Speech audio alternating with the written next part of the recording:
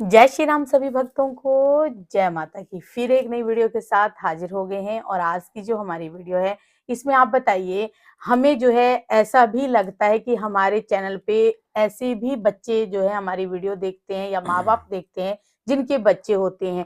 तो ऐसा कुछ बताइए, आज कुछ ऐसी मोटिवेशनल वीडियो बनाइए, जिससे जो है हम अपने बच्चों को सिखा सकें कि हनुमान जी से जुड़ी हुई हमें कौन-सी ऐसी बातें सीखनी चाहिए जिससे हमारा जीवन बदल सकता है। तो हमारे साथ अंत तक बने रहना, तभी आपको सारी वीडियो समझ में आती है। अगर वीडियो अच्छी लगती है तो लाइक करें, शेयर करें, कमेंट करें। चैनल पे अगर पहली बार हैं, चैनल को ज़रूर देखें ताकि आप तक जो है वीडियो की नोटिफ़िकेशन सबसे पहले पहुँच जाए। सब्सक्राइब ज़रूर कर लीजिए। चलिए शुरू करते हैं आज की वीडियो। जय श्री राम। जय श्री राम, जय श्री बालाजी महाराज, जय माता की। सबसे बड़ी बात ये होती है कि संस्कार, एक बच्चे में बहुत अच्छे संस्कार होने चाहिए। हम बच्चे में संस्कार उसके जीवन को बनाने के लिए तो करते हैं, लेकिन अपने जीवन को सद्मार्ग पे ले जाने के लिए भी करते हैं, क्योंकि कल को आपके कुल का आगे वो जो भी आपके कुल में कुल देवता या कोई भी पूजा विधि या कुछ भी हो, उसमें उसके लिए उसके अंदर संस्कार होना बहुत जरूरी है। इसी प्रकार से हनुमान जी से हमें सीखने को मिलती हैं ये कुछ 7 बातें।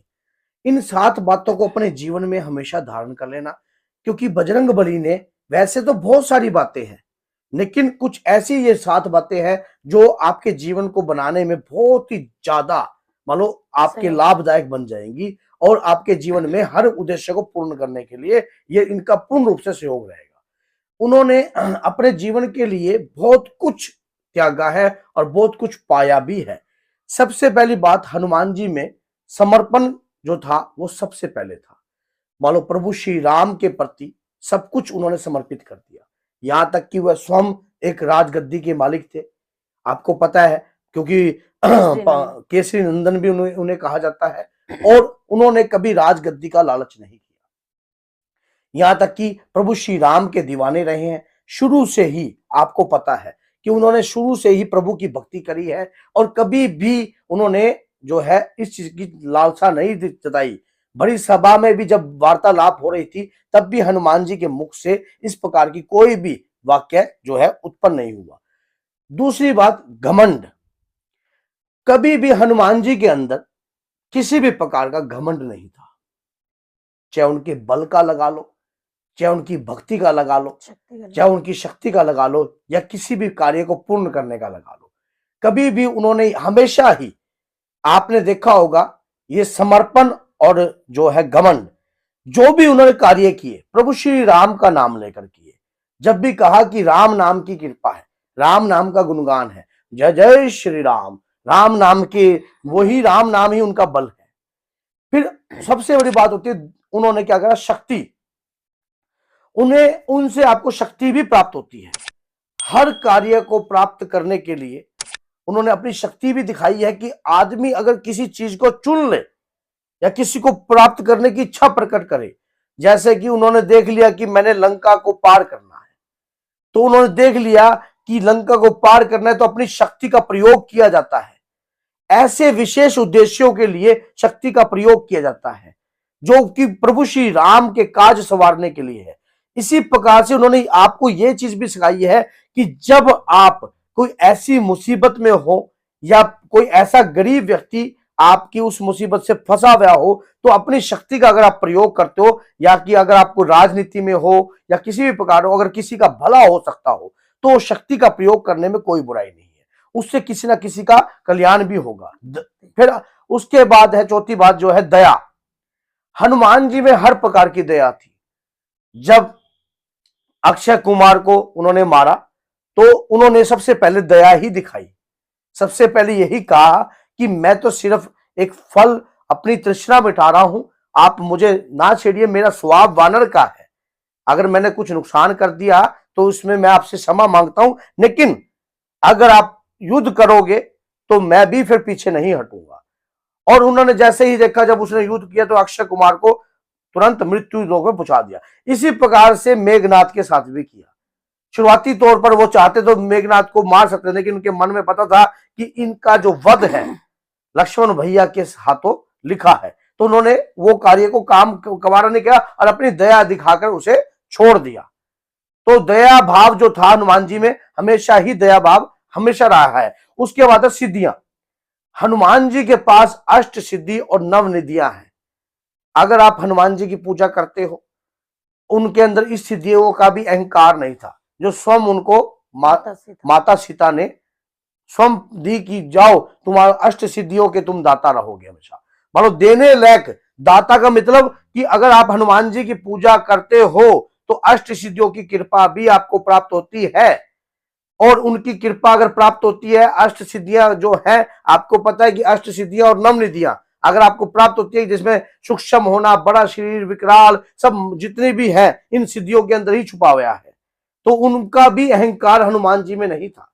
अगर आप इन चीजों को अपने जीवन में धारण करते हो कि आप किसी चीज के दाता बन जाते हो, मगर आप किसी को अन्न का दान कर रहे हो, तो कभी किसी भी प्रकार का अहंकार ना कीजिए। उस चीज का जो है सब भगवान का है और उसका सदुपयोग से ही आपका उसका पालन करना है। उसके बाद होता है साधु भाव। साधुओं के प्रति शुरुआती तौर पर हनुमान जी ने बचपन में बहुत लीला करी है, लेकिन उस कार्य को करने के लिए, लेकिन साधु संत के तुम रखवारे, हमेशा साधुओं के रखवारे रहते हैं। जो प्रभु श्री राम की भक्ति करता है, माता दुर्गा की भक्ति करता है, या कोई भी अपने इष्ट देव आराध्य देव की भक्ति करता है, गुरु की भक्ति करता है, तो हनुमान जी की हमेशा सूक्ष्म रूप में उस भक्त की रक्षा करते हैं, उस परिवार की रक्षा करते हैं, उस परिवार पे किसी भी प्रकार की कोई भी आपदा नहीं आने देती। फिर एक सबसे बड़ी चीज और है त्याग। हनुमान जी ने कभी अपने सुखों को ग्रहण नहीं किया। त्याग का समर्पण सबसे ज्यादा हनुमान जी के अंदर है। उन्होंने हर सुख का त्याग किया है। प्रभु श्री राम की भक्ति के लिए उन्होंने सब कुछ सुख का त्याग कर रखा था, कोई सुख उन्होंने ग्रहण नहीं किया। कहते कि लक्ष्मण भैया ने भी सुख का त्याग किया था कि 14 वर्ष तक बगैर नींद के वो रहे थे, लेकिन हनुमान जी भी आज भी कोई सुख और सुविधा को अपनाते नहीं है। उन्हें ना तो धन चाहिए, ना किसी प्रकार का, उन्हें चाहिए राम नाम का रस और एक भक्ति। कहते भक्ति में अपार शक्ति छुपी होती है। जो सच्चे मन से हनुमान जी की भक्ति करता है, प्रभु श्री राम की भक्ति करता है, हनुमान जी को अगर कर्ज चढ़ाना है तो भक्ति का कर्ज सबसे बड़ा कर्ज है। अगर आप जितनी भक्ति करोगे, प्रभु श्री राम की भक्ति करोगे, उसी से माता दुर्गा की भक्ति करोगे, तो समझ लेना हनुमान जी आपकी 7 पीढ़ियों तक की रक्षा करेंगे, हमेशा रक्षक बनेंगे। आपके घर में किसी भी प्रकार का दुख दर्द ना तो कभी होगा, ना कभी आने देंगे। आपने उन्हें कौन से भक्ति रूपी धन से खरीदा है? ये कुछ ऐसी बातें हैं जो हनुमान जी के बारे में आपको जाननी जरूरी चाहिए, क्योंकि हनुमान जी ने बहुत कुछ त्यागा है और कभी किसी भी प्रकार, सिर्फ जन के कल्याण के लिए। वो देवता गोस्वामी तुलसीदास जी ने देखा कि ऐसा कौन सा देवता है कि जिसके पूजा करने से, पूजा पाठ करने से सब कुछ प्राप्त हो सकता हो, सभी देवी देवता प्रसन्न होते हो।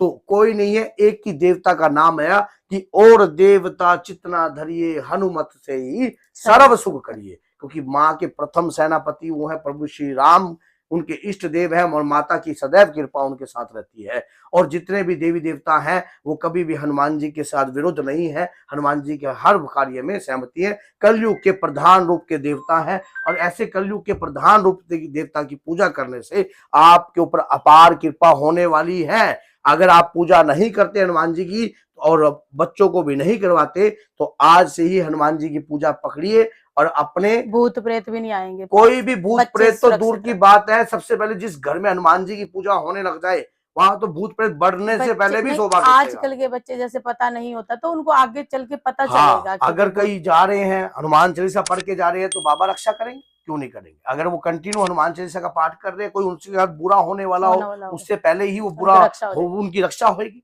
तो बोलिए जय सीताराम, जय श्री बालाजी, जय माता।